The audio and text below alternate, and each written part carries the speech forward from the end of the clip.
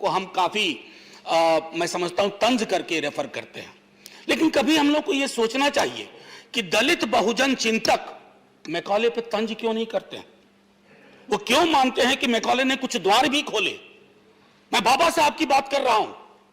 बाबा साहब was of the view that India's future lies in western education and western institution. तो बाबा साहब पर तो माला पहनाई जाए, उन पर फिल्में बनाई जाए, लेकिन उनके विचारों को आत्मसात ना किया जाए, क्योंकि आपके एथनोसेंट्रिक अप्रोच को बाबा साहब चैलेंज करते हैं, उसको धूल धूसरित करने की कोशिश करते हैं। ये इस तरह के कॉन्ट्रडिक्शन में मैं समझता हूं न सिर्फ खुद इन कॉन्ट्रडिक्शन का बाबा साहब ने जिक्र किया, बल्कि इन कॉन्ट्रडिक्शंस को एक आंदोलन, उन्होंने बिला वजह नहीं कहा था sir, educate agitate and educate. Why? Because he knew the kind of education, जिस एक प्राचीन भारत का आप जिक्र कर रहे हैं सर, हर चीज जो प्राचीन होती है गोल्डन नहीं होती है। हम लोग सबको बताया गया कि Gupta period was the golden period of Indian history.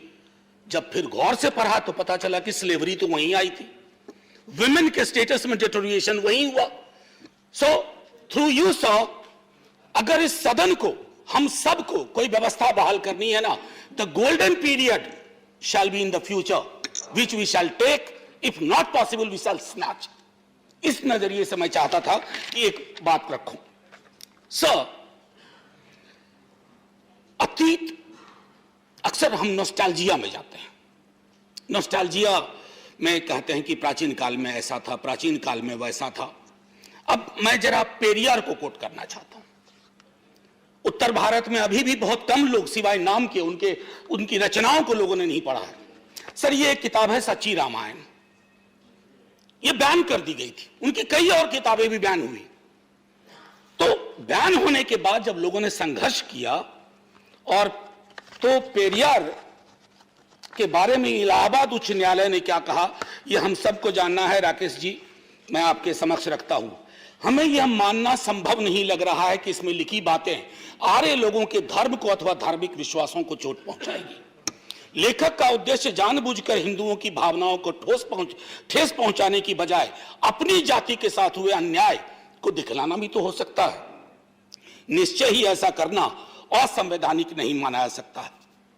यह इलाहाबाद उच्च न्यायालय का।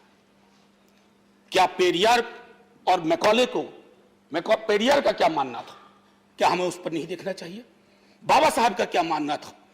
क्यों ऐसा होता है कि हमारी संकल्पना प्राचीन भारत की, जो हमारे तमिलनाडु के साथी भी कह रहे थे, शिवदासन भी कह रहे थे, हमारी संकल्पना उत्तर प्रदेश, मध्य प्रदेश, राजस्थान, ये जो काउ बेल्ट है, इसकी संकल्पना को ही हम प्राचीन भारत की संकल्पना मानेंगे तो कैसे होगा एक भारत श्रेष्ठ भारत? एक भारत श्रेष्ठ भारत के लिए कश्मीर से कन्याकुमारी, अगर आप कहते हैं भारत एक है, तो सांस्कृतिक विविधता और बहुलवाद के आधार पर बिना एथनोसेंट्रिक अप्रोच के हमें आगे बढ़ना होगा। सब 2 मिनट और लूंगा। आज आप बोलिए। जी सर। सर,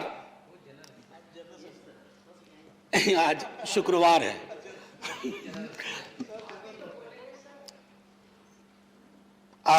मैंने कहा ना कि अतीत की उल्टे पांव की यात्रा।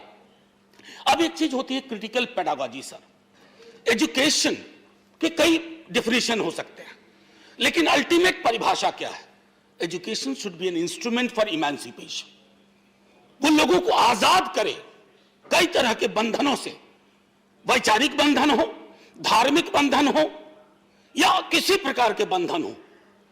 मैं 2 चीज रेफर करना चाहूंगा यहां आपके माध्यम से माननीय सभापति महोदय। 2 किताब, एक मणिमुग्ध शर्मा ने लिखी अल्लाहू अकबर। उन्होंने अकबर को कंटेम्पररी कंटेक्स्ट में उसको समझने की कोशिश की। और दूसरा हमारे जयराम रमेश जी हैं, the light of Asia, the poem that defined Buddha. मैं आग्रह करूंगा कि उसको पढ़ा जाए, इन किताबों को पढ़ा जाए। संदर्भ व्यापक होगा सर। हम तो कहते हैं वैश्विक दृष्टिकोण के हैं। विश्वविद्यालय में विश्व शब्द क्यों पहले आता है? ऐसे ही नहीं आता है यूनिवर्सिटी का अनुवाद विश्वविद्यालय।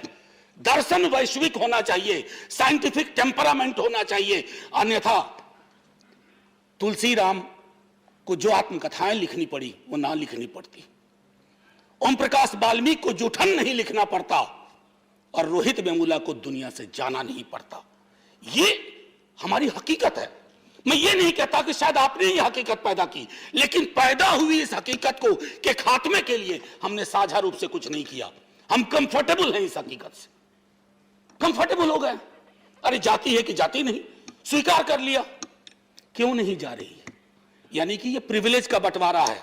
जो प्रिविलेज्ड हैं उनको खुशी है कि रिचुअल सिंबॉलिक बातें बोल करके बाकी बनी रहे जाति।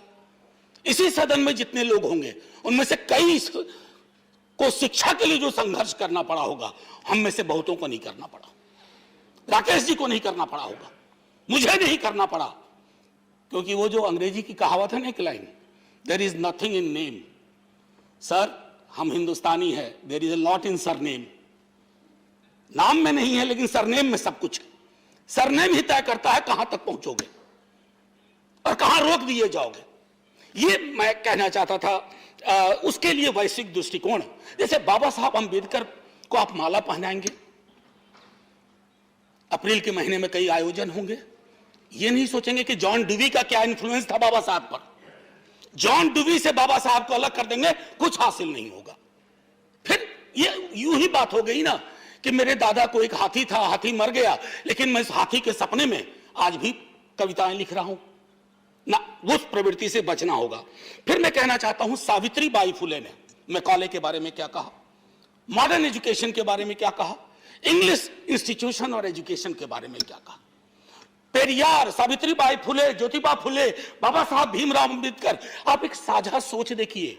क्यों हमारे दलित बहुजन चिंतक उस तरह से नहीं सोचते हैं जैसा आप सोच रहे हैं, जैसा आपका रेजोल्यूशन सोच रहा है? कहीं तो लोचा है केमिकल।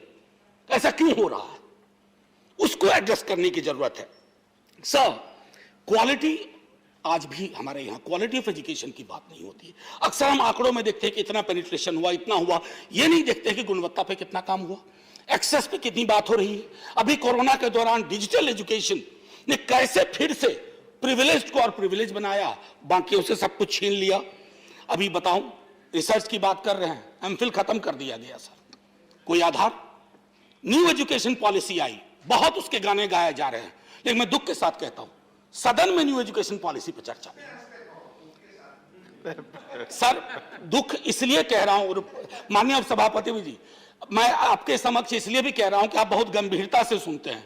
दुख इसलिए होता है ना कि साल दर साल मुझसे पहले कई लोग बोल गए होंगे, पिछले सदन में, पिछले के पिछले में, लेकिन कुछ हमारी सामाजिक हकीकत है ना, वो जा नहीं रही है। और जब तक वो हकीकत नहीं जाएगी सर, मैं फिर से सर एक मिनट का टाइम लूंगा। मेरे साथ सर एक स्टूडेंट था, मैंने पहले भी सदन में कहा, बहुत ब्राइट स्टूडेंट था सर।